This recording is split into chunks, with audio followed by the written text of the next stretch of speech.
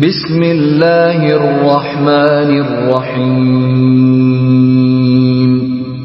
شروع اللہ کا نام لے کر جو بڑا مہربان نہایت رحم والا ہے۔ جو مال ماں باپ اور رشتہ دار چھوڑ مریں، تھوڑا ہو یا بہت، اس میں مردوں کا بھی حصہ ہے اور عورتوں کا بھی۔ یہ حصے اللہ کے مقرر کیے ہوئے ہیں۔ للرجال نصیب مما ترک الوالدان والاقربون وللنساء نصیب مما ترک الوالدان والاقربون وللنساء نصيب مما ترك الوالدان والأقربون مما قل منه أو كثر نصيبا مفروضا۔ اور جب میراث کی تقسیم کے وقت غیر وارث رشتہ دار اور یتیم اور نادار لوگ آ جائیں تو ان کو بھی اس میں سے کچھ دے دو اور ان سے معقول بات کہو۔ وَإِذَا حَضَرَ الْقِسْمَةَ أُولُو الْقُرْبَى وَالْيَتَامَى وَالْمَسَاكِينُ فَارْزُقُوهُم مِّنْهُ وَقُولُوا لَهُمْ قَوْلًا مَّعْرُوفًا۔ اور ایسے لوگوں کو ڈرنا چاہیے جو ایسی حالت میں ہوں کہ اپنے بعد ننھے بچے چھوڑ جائیں اور ان کو ان کی نسبت خوف ہو کہ ہمارے مرنے کے بعد ان بیچاروں کا کیا ہوگا۔ پس چاہیے کہ یہ لوگ اللہ سے ڈریں اور درست بات کہیں۔ وَلْيَخْشَ الَّذِينَ لَوْ تَرَكُوا مِنْ خَلْفِهِمْ ذُرِّيَّةً ضِعَافًا خَافُوا عَلَيْهِمْ فَلْيَتَّقُوا اللَّهَ وَلْيَقُولُوا قَوْلًا سَدِيدًا۔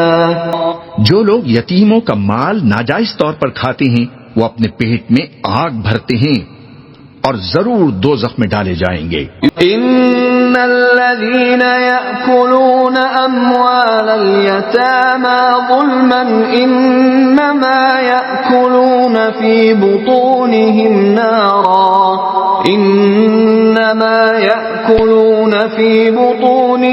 نارا وسيصلون سعيرا۔ اللہ تمہاری اولاد کے بارے میں تم کو ارشاد فرماتا ہے کہ ایک لڑکے کا حصہ 2 لڑکیوں کے حصے کے برابر ہے، اور اگر اولاد میت صرف لڑکیاں ہی ہوں یعنی 2 یا 2 سے زیادہ تو کل ترکے میں ان کا 2/3 ہے، اور اگر صرف ایک لڑکی ہو تو اس کا حصہ نصف ہے، اور میت کے ماں باپ کا یعنی دونوں میں سے ہر ایک کا ترکے میں 6واں حصہ ہے، بشرطے کہ میت کی اولاد ہو، اور اگر اولاد نہ ہو اور صرف ماں باپ ہی اس کے وارث ہوں تو 1/3 ماں کا حصہ ہے، اور اگر میت کے بھائی بھی ہوں تو ماں کا 6واں حصہ ہوگا۔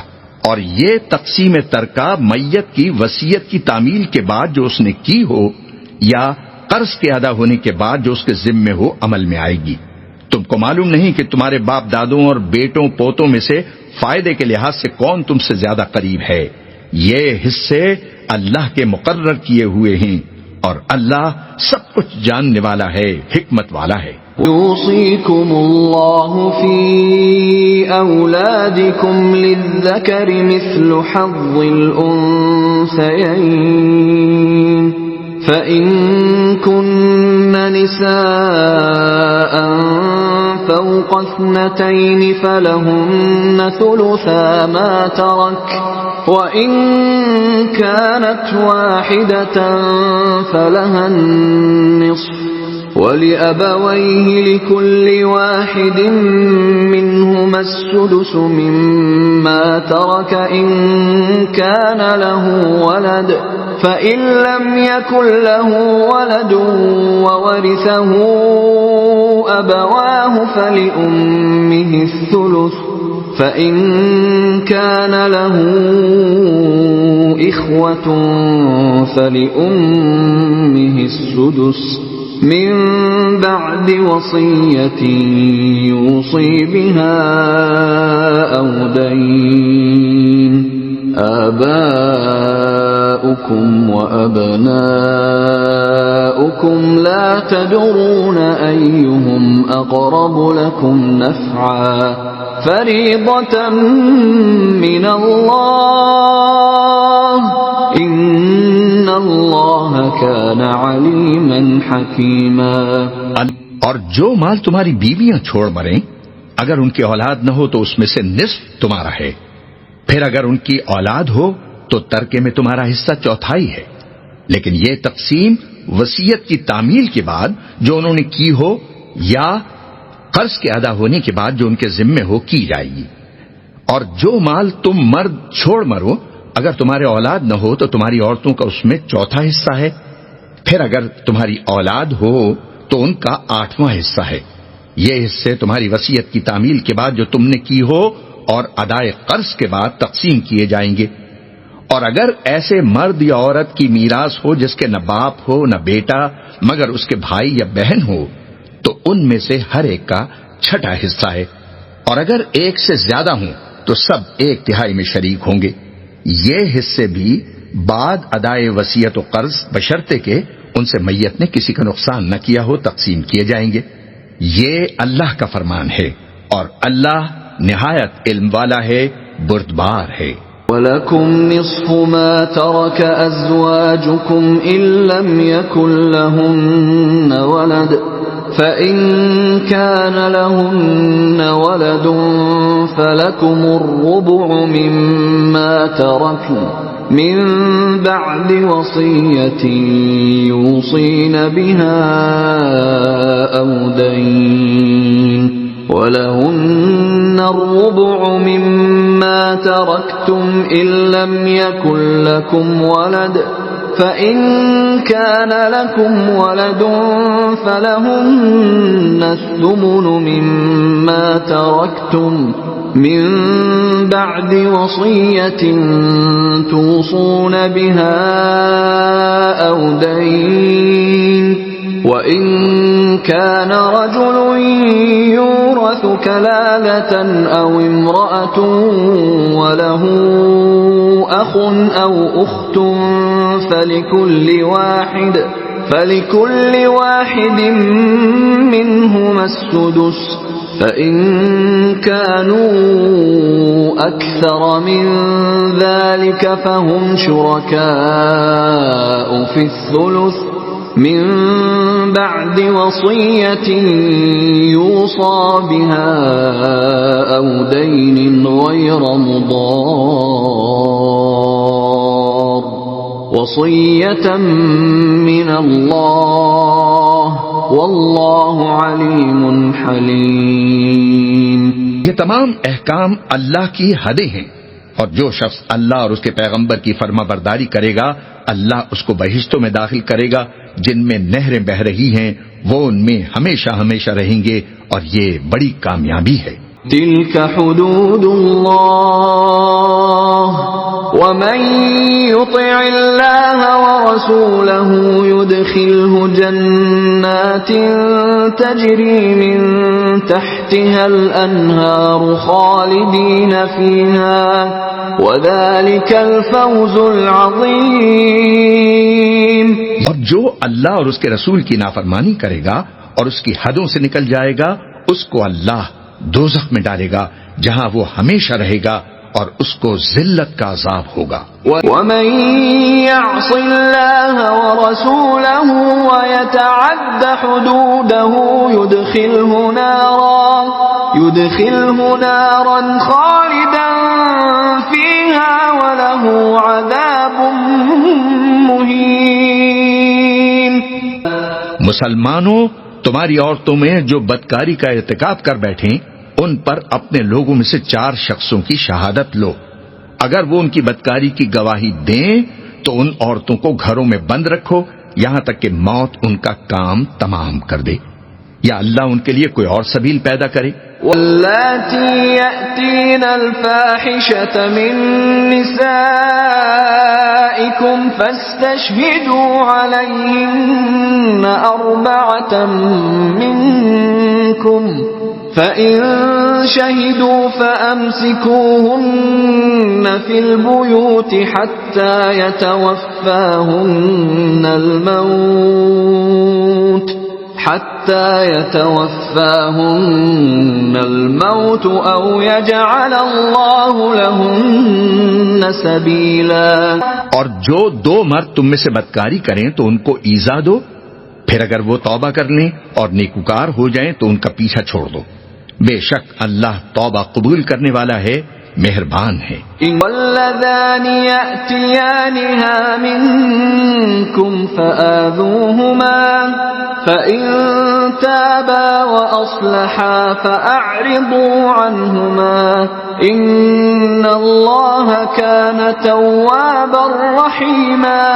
اللہ انہی لوگوں کی توبہ قبول فرماتا ہے جو نادانی سے بری حرکت کر بیٹھتے ہیں پھر جلد توبہ کر لیتے ہیں، پس ایسے لوگوں پر اللہ توجہ فرماتا ہے اور وہ سب کچھ جاننے والا ہے، حکمت والا ہے. انما التوبة على الله للذين يعملون السوء بجهالة ثم يتوبون من قريب فأولئك يتوب الله عليهم وكان الله عليما حكيما. اور ایسے لوگوں کی توبہ قبول نہیں ہوتی جو ساری عمر برے کام کرتے رہیں، یہاں تک کہ جب ان میں سے کسی کی موت موجود ہو تو اس وقت کہنے لگے کہ اب میں توبہ کرتا ہوں. اور نہ ان کی توبہ قبول ہوتی ہے جو کفر کی حالت میں مریں. ایسے لوگوں کے لیے ہم نے دردناک عذاب تیار کر رکھا ہے. وَلَيْسَتِ التَّوْبَةُ لِلَّذِينَ يَعْمَلُونَ السَّيِّئَاتِ حَتَّى إِذَا حَضَرَ أَحَدَهُمُ الْمَوْتُ قَالَ إِنِّي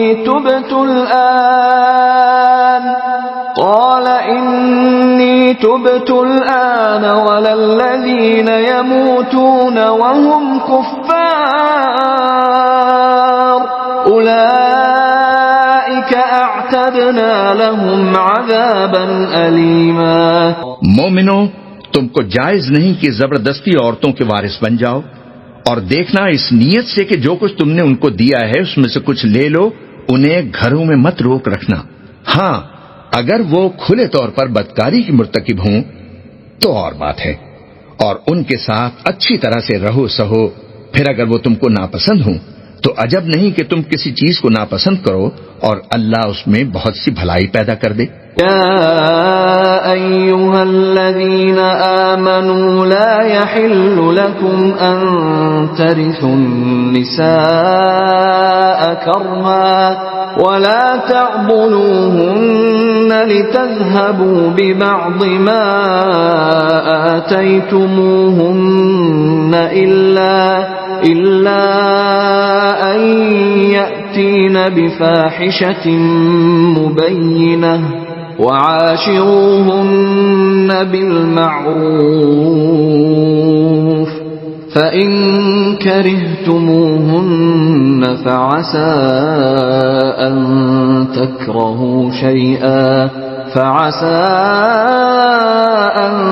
تكرهوا شيئا ويجعل الله فيه خيرا كثيرا.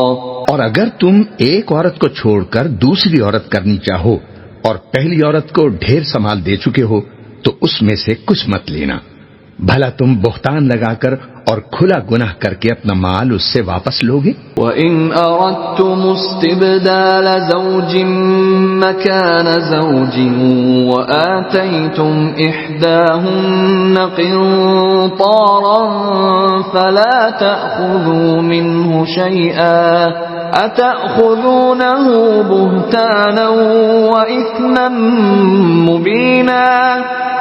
اور تم دیا ہوا مال کیوں کر واپس لے سکتے ہو جبکہ تم ایک دوسرے کے ساتھ خلوت کر چکے ہو اور وہ تم سے عہد پختہ بھی لے چکی ہیں. وَكَيْفَ تَأْخُذُونَهُ وَقَدْ أَفْضَى بَعْضُكُمْ إِلَى بَعْضٍ وَأَخَذْنَ مِنكُم مِّيثَاقًا غَلِيظًا. اور جن عورتوں سے تمہارے باپ دادا نے نکاح کیا ہو ان سے نکاح نہ کرنا مگر جاہلیت میں جو ہو چکا سو ہو چکا. یہ نہایت بے حیائی اور اللہ کی ناخوشی کی بات تھی. اور بہت برا دستور تھا۔ ولا تنكحوا ما نكح آباؤكم من النساء إلا ما قد سلف إنه كان فاحشة ومقتا وساء سبيلا۔ صدق اللہ العظیم۔